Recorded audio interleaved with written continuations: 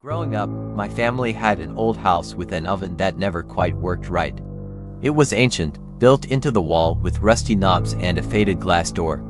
My mom used to complain about how unevenly it cooked, but she never replaced it. She would always say, "It's been here longer than we have. Might as well let it stay." One night, when I was about 12, I woke up to the sound of the oven ticking. It was strange because no one used it at night, and the kitchen was all the way downstairs, but the sound was distinct metal clinking, like the ticking of a cooling oven. Curiosity got the best of me, so I crept down the stairs in the dark. The kitchen was cold, almost unnaturally so, and there was no light except the dim glow of the oven's old clock. That's when I saw it. The oven door was open, just a crack. Inside, there was a soft, flickering orange light, like something was burning, but there was no smoke. I cautiously stepped closer, and as I peered inside, I saw something. At first, it looked like shadows dancing, but the more I focused, the more I realized they weren't just shadows. They were shapes, twisted, writhing figures, too small to be people but moving like they were alive. My heart pounded as the temperature in the kitchen plummeted even further. Suddenly, the oven door creaked open a little wider, and the light grew brighter. I stepped back, terrified, but couldn't look away. From deep within the oven, I heard a whisper, faint but clear. "Come closer." I froze. The whisper was soft, inviting, but it carried a weight that made my skin crawl. My feet, almost as if not my own, inched toward the open oven door. The light inside pulsed now, brighter and brighter, and the shadows writhed faster, like they were waiting for me. "Closer," the voice urged again, more insistent this time. Just as I was about to lean in, I heard another sound, a sharp slam. The oven door snapped shut, the light extinguished, and the kitchen was plunged into darkness. I scrambled backward, heart racing, and ran back to my room. I didn't sleep that night, and I didn't tell my parents.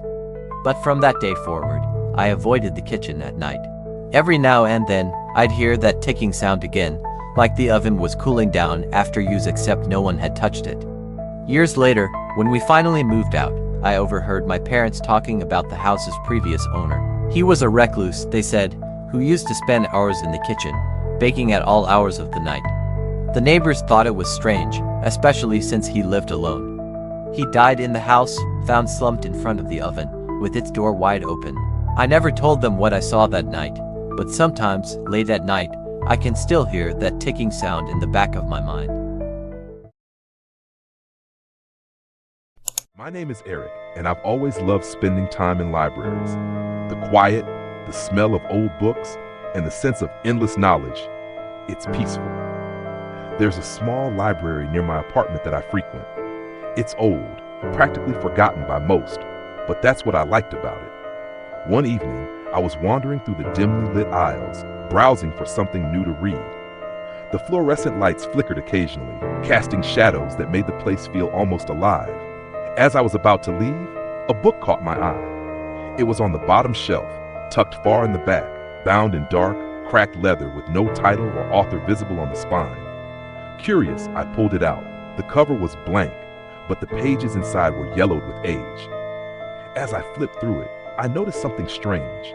There was no text on the pages, just smudges and streaks of ink, like someone had tried to erase the words. I was about to put it back when a single word appeared on one of the blank pages. "Read." I blinked, wondering if I had imagined it, but the word was still there, written in thin, jagged script. I hesitated, feeling a strange pull toward the book. Against my better judgment, I took it to one of the reading tables and sat down. As soon as I opened it, the words seemed to write themselves across the page. The story began to unfold, and I was hooked. It was about a man who found a cursed object, something ancient, something dangerous. The more I read, the more I realized the story felt eerily familiar. It was as if I was reading about myself. The protagonist's life mirrored mine, down to the smallest details, where he lived, what he did, even the same library he visited. I felt uneasy, but couldn't stop reading. The story described the man's slow descent into madness after discovering the object, how he became paranoid, seeing things that weren't there, hearing whispers when no one was around. The book said that once he reached a certain point, he couldn't escape. The final words on the page sent a chill through me. And then he found the book. The lights flickered again, and I looked around, my heart pounding. The library was empty, completely still. When I glanced back at the book, more words had appeared. "Look behind you." I froze. My hands trembled as I forced myself to glance over my shoulder. The aisle behind me was empty, just rows of dusty books. But when I looked back at the book, the pages were filled with more writing. "Closer! Behind you!" I jumped up, knocking my chair over, and backed away from the table. My breath was shallow, heart racing, as the library felt suddenly darker. I dropped the book and ran toward the exit, but the door wouldn't budge. It was locked, somehow, from the inside. Desperately, I turned to look for a way out, and that's when I saw it. In the reflection of the library window, there was a figure standing right behind me, tall, dark, and completely still. I spun around, but no one was there. The library was empty again, yet the reflection lingered, watching me. That night, I managed to escape by breaking a window, but I haven't been back since. I thought I was free of it until I found the same book on my nightstand the next morning. Its pages now filled with a new story, my own. My name's Jake, and I've always had a thing for old vintage stuff. You know, the kind of things people throw away or forget about, but that still have some charm left in them. I was browsing a local scrap shop last week when I found an old radio. It was sitting on a dusty shelf in the back, hidden among piles of junk. It looked ancient, with its wood casing chipped and the dials worn down from years of use. Something about it felt special, though, so I bought it on a whim. When I got it home, I cleaned it up a bit, plugged it in, and was surprised to find that it still worked. Static buzzed through the speakers as I turned the dial, searching for a station. It was mostly dead air, but then, out of nowhere, I picked up a signal. It was faint at first, like a distant whisper, but as I adjusted the volume, it grew louder. It was an old broadcast. Something from the 1940s, I guessed. A man was speaking in a calm, clear voice about a breaking news story, something about a murder in a small town. His voice was smooth, but the words he said gave me chills. The details were gruesome. A family found slaughtered in their home, no signs of forced entry, and no suspects. I listened, feeling uneasy but too curious to stop. The strange thing was, I couldn't find this broadcast on any other device, no record of it online, no matching frequencies on my phone. It was like the radio was picking up something lost to time, something I shouldn't be hearing. That night, I turned off the radio and went to bed, but the voice lingered in my mind. I dreamt about the family from the broadcast, seeing their faces frozen in horror. When I woke up, I was covered in cold sweat. The next day, I tried the radio again, thinking maybe I'd imagined it. But as soon as I turned the dial, the same man's voice crackled to life. This time, he wasn't talking about the murders. He was describing something else, something that felt closer. He spoke about a man alone in his house, listening to a radio, growing more and more paranoid as he realized he was being watched. The description was eerily familiar, and I felt a knot tighten in my stomach. The man on the radio was talking about me. I turned it off, but the uneasy feeling didn't go away. That night, I heard static from the living room, faint but persistent. I got up to check, and sure enough, the radio was on, the dial slowly turning by itself. The man's voice crackled through the static, clearer than ever. He was still describing me, right down to the way I was standing in the doorway, staring at the radio in fear. I yanked the plug from the wall, but the voice didn't stop. It grew louder, more insistent, echoing through the room without power. The man's heart raced, the voice said, as he realized he wasn't alone. I froze, my breath catching in my throat. In the reflection of the window, I saw something move behind me. A shadow, tall, dark, and shifting. I whipped around, but the room was empty. The radio crackled again. He can hear them. They're watching him now. I didn't sleep that night. I couldn't. I tried to get rid of the radio the next morning, but no matter what I did, whether I threw it away, smashed it, or even burned it, it always came back. It would be waiting for me when I came home, sitting there like it had never left. And every time I turned it on, the voice grew darker, describing my every move in real time, as if someone or something was watching me through the radio's worn-out dials. Now I hear the static even when the radio's off. It's like the signal is coming from somewhere else, not the radio anymore. I hear whispers in my sleep, and shadows move just out of sight. I know I'm not alone. The radio told me so, and it's never wrong. Everyone in our neighborhood loved the ice cream truck. Its tinny music would drift through the streets each afternoon, signaling that summer was here.